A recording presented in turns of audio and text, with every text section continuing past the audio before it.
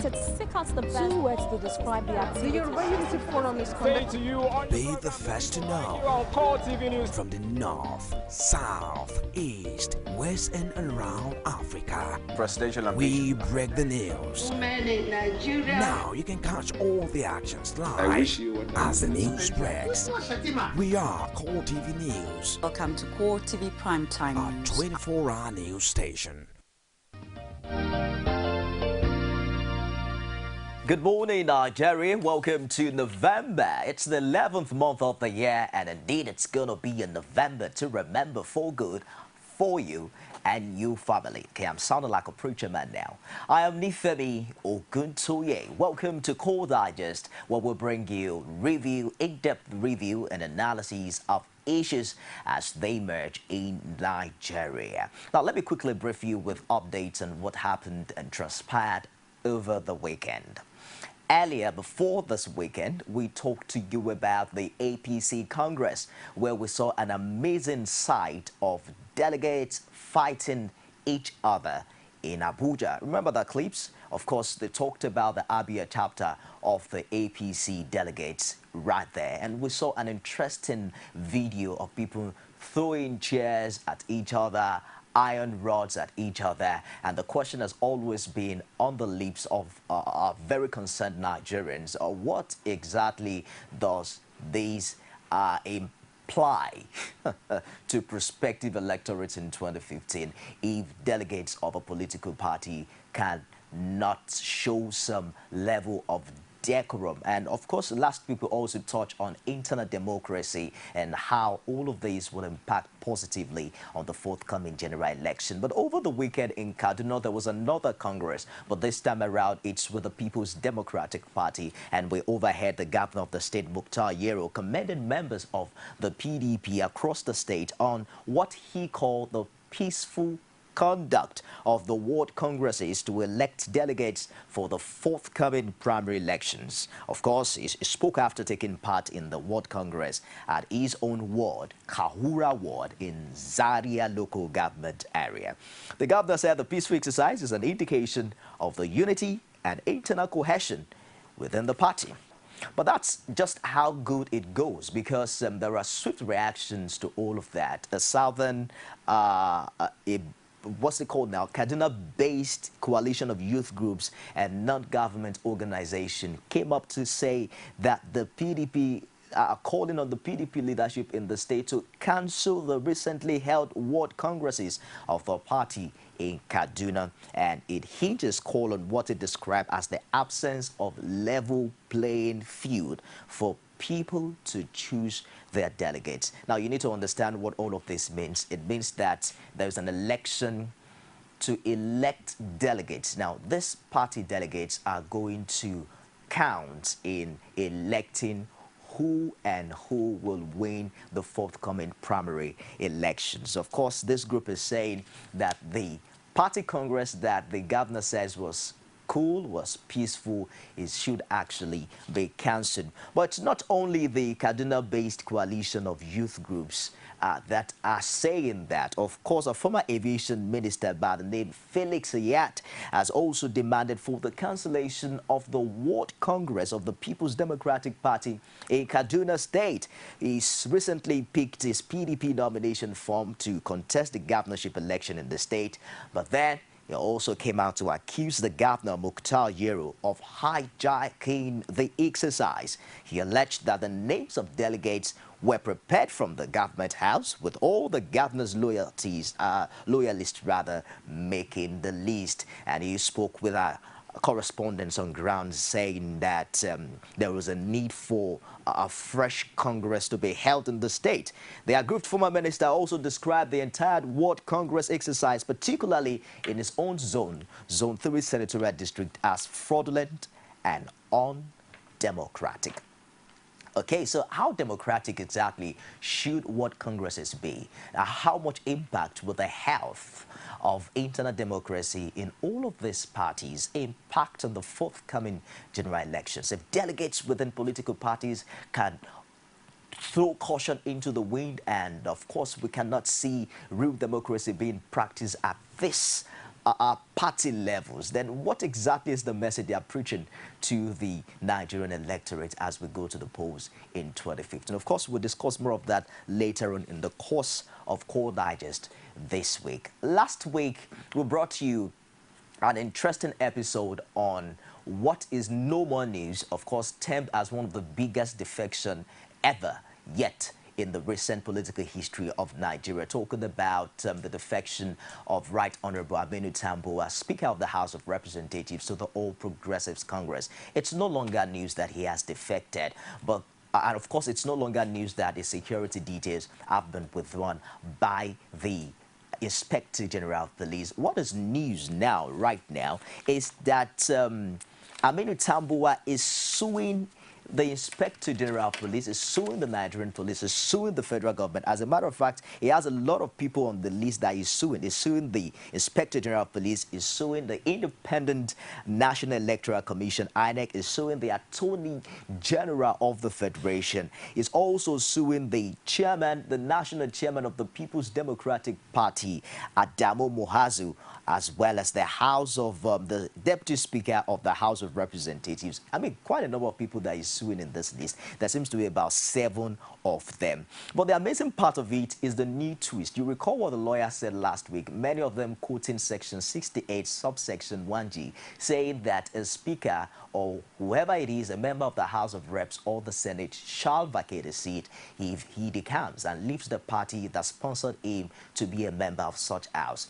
But Aminu Tambuwal is saying something quite very interesting now. He's saying that he has actually left the PDP a long time ago. Now, you recall the Baraje-led faction of the People's Democratic Party, and he says that that particular faction of the PDP has now joined the All Progressives Congress, and as at that time, he was no longer a member of the People's Democratic Party. Of course, he further explained that he was elected House Speaker on June 6, 2011 by members of the House, not because he was a member of the PDP, but by the virtue of his being a member of the House. He also said that as a member of the new PDP faction of the party, when it became factionalized late last year, that he had it, that his faction of the PDP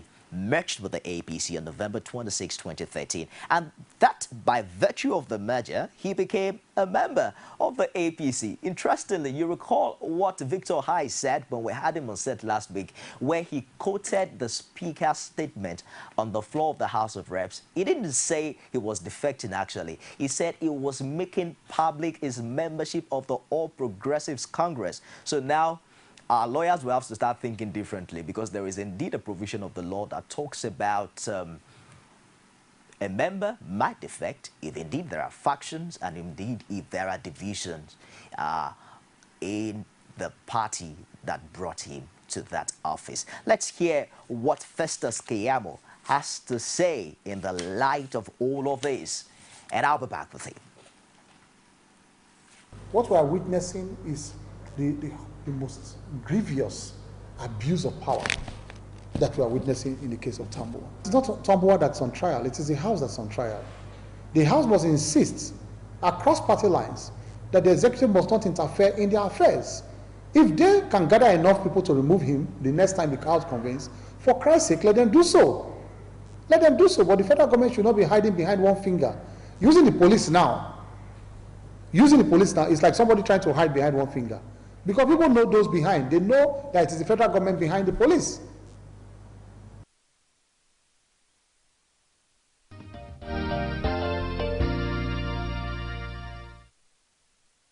Festus Keyamo speaking with us earlier there, talking about what is right to do. But it's not only Keyamo that is speaking tough.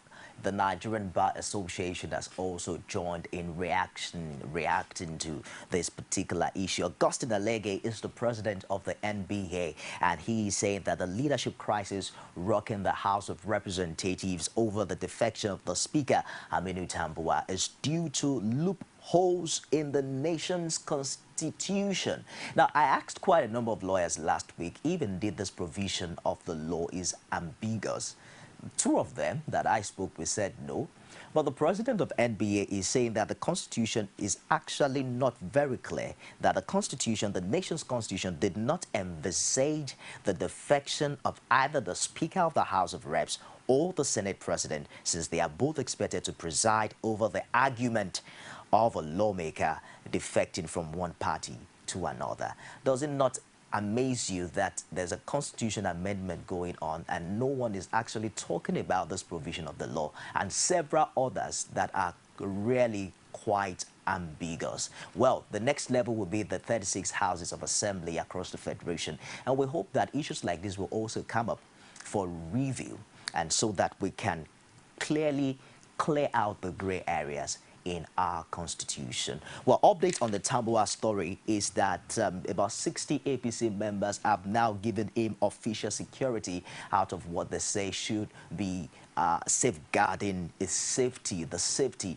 of his life. APC lawmakers also are filing a case in court against the PDP and the executive. As a matter of fact, APC caucus leader Femi Gbadabiamila says that we are ready for the PDP. They have their plans. We have ours as well.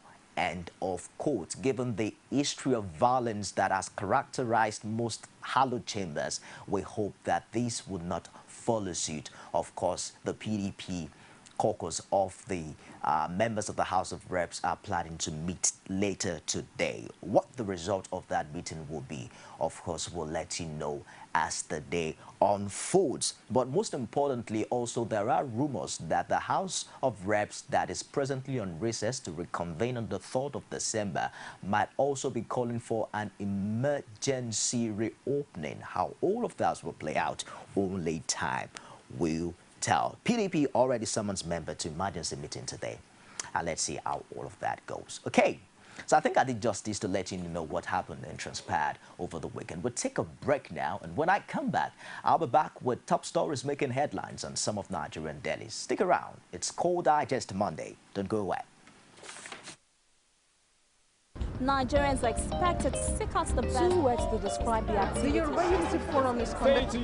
Be the first to know from the north, south, east, west, and around Africa. We break the news. Now you can catch all the actions live as the news breaks. We are Core TV News, Welcome to Core TV Primetime a News. 24-hour news station. Nigerians encourage corruption sites to invest up the punch Nigerian Gardener Forum calls for Okonjo Iweala's Page 2 of the Punch newspaper. The Dailies, every day on Core TV News. Welcome back. 58 days before the end of the year. Congratulations, you're alive. And of course, hail and hearty. Let's find out what the papers are saying today. Have the Nation, the Guardian, the Punch, as well as the Vanguard newspaper for review. So let's kickstart with the Nation newspaper in case you've not seen the headlines yet. This one says, Tambuwal House rejects plan to reconvene plenary. And the writer says, Muhazu others mount pressure on PDP reps. Inside, you have writers like Falana to Police Chief Abba resign. NLC restores speaker security. Of course, labor unions are also reacting to that particular issue. Kwara Governor Akume slam IG. And PDP can't get to thoughts. There are about 360 members of the House of Reps. Now, there are opinions in some quarters that the PDP might not be able to garner the two-third majority that is required to impeach the Speaker of the House of Reps. It's getting really interesting. Let's see how all of these play themselves out in time. Buhari Group asks IG to quit. And you see details of all of that on pages 2 to 6, as well as page 56 of the Nation newspaper. Federal government to return Sanusi's passport, seized salaries. Where are all of this going to? Emir of Kano, Sanusi Lamido Sanusi, is to have his license, his impounded travel passport with held salaries returned. And of course, this is, besides the Kano Central Prison, is to be relocated to better security at the Emir's Palace. You get details of that on page 4 of The Nation if you care to check. AKT, 7 members to install speaker. That's on page 7 of The Nation. And APC probe government Boko Haram deal. That's on page 5 of The Nation. Of course, you recall that we told you earlier that as we speak now, Adamawa State Governor has already announced a curfew between 9 p.m. and 5 a.m. all across the states. We'll be speaking shortly with our Adamawa correspondent as we begin to touch on what is now being described as a renewed effort in the ongoing war against insurgency in Nigeria. Europe teams jostle for Quadri, that's on page 24, and Dangote to sell cement for 1,000 naira. Page 5 of The Nation newspaper. All right, let's get some sport details here from The Nation. 2014 ITTF World Cup fallout. European teams jostle for Quadri's signature. That's on page 41 of The Nation. And Dr. Abraham Laberman reviews Alice Parkinson's disease not caused by boxing. So what caused it? That's on page 24 of The Nation. Keshi's sack made no sense, says Babangida. That's on page 41 of The Nation newspaper. All right, let's go quickly now to The Guardian. Top stories making headlines today on The Guardian newspaper. Crude oil reserves decline to 31.81 billion barrels. And the writers here, Nigeria records over 5 billion product depletion in 3 years. Government urges states to develop contingency plan. Of course, you recall the APC Governors Forum complaining bitterly recently about the dwindling revenue from the federal government. Prior to this time, there's been lots of talk about the possibility of oil reserve in this part of the world depleting. Maybe it's high time we began looking into other alternatives. Maybe it's high time we went back to agriculture and several other human development areas in Nigeria. Away from that now to other stories. Why we moved against Tambuwa. Speaker accused of subverting Jonathan 2015 budget. That is on the front page, and it continues on page 2 of The Guardian. Speaker accused of subverting Jonathan 2015 budget. It's day 203. Bring back our girls. And news notes on The Guardian. Nupeng Pengasin made protest against non-passage of the PIB. That's on page 6. How we escaped Boko Haram's attacks in Mubi by survivors. And Dangote cuts price of cement to 1,000 naira per bag. Good news there on page 22 of The Guardian. All right, let's move quickly to the Punch newspaper. On the front page of the Punch, Mubi battle. Army arrests 6 senior officers for fleeing. That's on page 2 of the Punch. Tambuwa APC reps head for court today as PDP reps hold emergency meeting on page 2 of the Punch newspaper. All right, our final point of call this morning is on the Vanguard newspaper. NBA, NLC, Falano blast federal government, police over removal of Tambuwa security aids. You get details of that on page 4 of the Vanguard if you care to check. Mubi, Boko Haram still in control as 3,000 relocates. That's on page 9 of the Vanguard. And 2015, PDP hands over party structures to governors. The writers here, presidency, party empower them to choose successors. Governors free to go to Senate, but must return. Jonathan Abacha, Murtala Mohammed's sons, gone for Kano governor. Okay, it's getting quite interesting here. And you see how the exchange deal is ongoing with people changing and exchanging interest here and there. The front page picture here, very amazing one, displaced persons in Nigeria. President, American University of Nigeria, Yola, Professor Maggie Essine, sympathizing with some internally displaced persons at Damare IDP camp in Fufore local government area of Adamawa. That was yesterday. Of course, you see also below the particular picture a group of donors with victims of attacks in Riam local government area of Plateau State. Isn't it amazing how people can become displaced in their own states, in their own country, and becoming refugees in their own land?